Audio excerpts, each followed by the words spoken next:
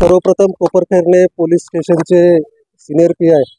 माननीय औदुंबर पाटील साहेब आणि त्यांच्या टीमचं सर्वप्रथम महापालिकेच्या वतीनं आभार व्यक्त करतो आणि त्यांना धन्यवादही देतो की त्यांनी वृक्षारोपणामध्ये पुढाकार घेऊन आज त्यांची जी नवीन इमारत इथं होणार आहे ती नवीन इमारत पूर्ण होण्याच्या अगोदर ही झाडं चांगल्या पद्धतीनं वाढतील अशा पद्धतीनं चांगलं नियोजन केलेलं आहे. त्याचबरोबर त्यांना यासाठी मदत करणारे आपले जे संस्था जे आहेत औषध त्या संस्थेचे पण सदस्य इथं आलेले आहेत. त्याचबरोबर ह्या भागातील जागरूक जे नगरसेवक आहेत, माजी नगरसेवक, मग आपल्या शिंदे मॅडम असतील, शिंदे साहेब असतील, कचरे मॅडम असतील आणि आपले मोरे साहेब असतील. सर्व आता मला नवीन असल्यामुळे सर्वांची नावं माहीत नाहीत, हळूहळू सगळी नावं माहीत होतील. आणि त्याबरोबरच आपले RSSचे पण काही प्रतिनिधी आहेत, पर्यावरणावर प्रेम करणारे. या ठिकाणी मी सर्वांचा आभार व्यक्त करतो.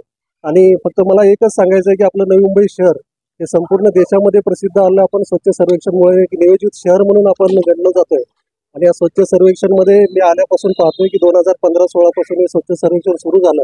आणि त्यावेळेपासून एक आपण ब्रीदवाक्य साहेब आपण ठरवलं होतं की निश्चय केला नंबर पहिला, पण तो आपण निश्चय करतोय पण अजून नंबर काय आपला येत नाही. त्यामुळे ह्यावेळेला निश्चितच आपण ह्यावेळेला अगदी मनापासून काम करून निश्चय केला नंबर पहिला हे ब्रीदवाक्य धरून आम्ही काम या ठिकाणी सुरू केलेलं आहे. आता आपण डीप क्लीन ड्राईव्ह पण सुरू केलेलं आहे. मी सकाळपासून 6 वाजल्यापासून नेरूळमध्ये आलो होतो, वाशीमध्ये आलो होतो, आणि कोपरखैरण्यामध्ये पण आपले जे काही असे स्पॉट असतील की जिथं अस्वच्छता जास्त आहे ते पण आपण डीप क्लीन ड्राईव्ह मध्ये घेऊ. स्वच्छ सर्वेक्षणचं जर आपण बघितलं तर आता आपले सगळे सदस्य आहेत, त्यांचं सगळ्यांचं नागरिकांच्या बरोबर त्यांचा संबंध पण येतोय. स्वच्छ सर्वेक्षण मध्ये जे इंदूर आणि सुरत जी शहरं आपल्या पुढे आहेत ती फक्त 2-3 मुद्द्यामुळे आपण मागे पडतोय. तर त्यातला पहिला सर्वात महत्वाचा मुद्दा आहे की सिग्रिगेशनचा. ओला आणि सुका कचरा आपण वेगळा करत नाही, त्या ठिकाणी आपली मार्ग गेलेले आहेत. आणि झाडांच्या बाबतीत जर वृक्षारोपणाच्या बाबतीत बघितलं तर अलीकडे MPCBनं जे प्रदूषण नियंत्रण मंडळानं जे आपलं एअर क्वालिटी बघितली तर एअर क्वालिटी आपली त्याची खराब आहे.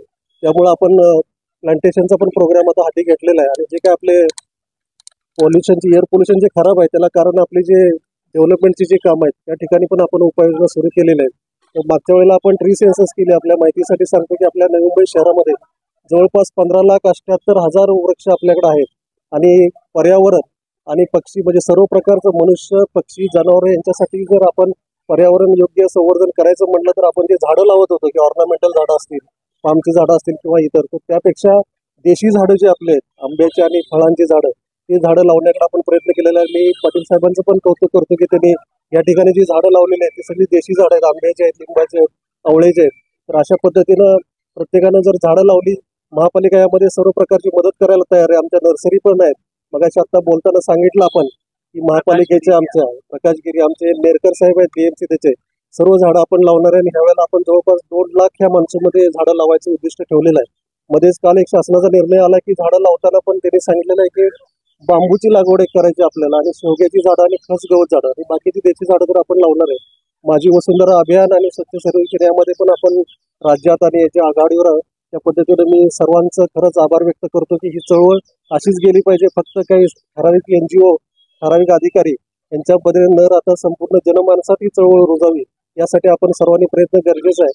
आणि या ठिकाणी आपलं बघितलं नवी मुंबई क्षेत्रात, तर नवी मुंबई क्षेत्रामध्ये महापालिका आणि इतर ऑफिसेस पण आहेत. मग सिडको असेल, MIDC असेल आणि इतर सर्व ऑफिसेस आहेत, रेल्वे स्टेशन असेल, या ठिकाणची पण स्वच्छता करणं गरजेचं आहे. त्या ठिकाणी महापालिका जाते, करते, त्याचाच एक भाग म्हणून आम्ही सर्व जे ऑफिसर्स आहेत शासनाचे असतील, राज्य शासनाचे, केंद्र शासनाचे असतील, त्यांच्याशी कोऑर्डिनेशन करून त्यांचा परिसर पण त्यांनी स्वच्छ करावा यासाठी आम्ही प्रयत्न करतोय. आणि त्यांना जर काही स्टाफच्या ऐवजी अडचण येत असेल तर आम्ही आमच्या महापालिकेच्या मार्फत पण ते स्वच्छ करायला सुरुवात केलेली आहे. आता आम्ही वाशी रेल्वे स्टेशनला जाऊन डीप क्लीन ड्राईव्ह तिथे जाऊन घेतलेला आहे.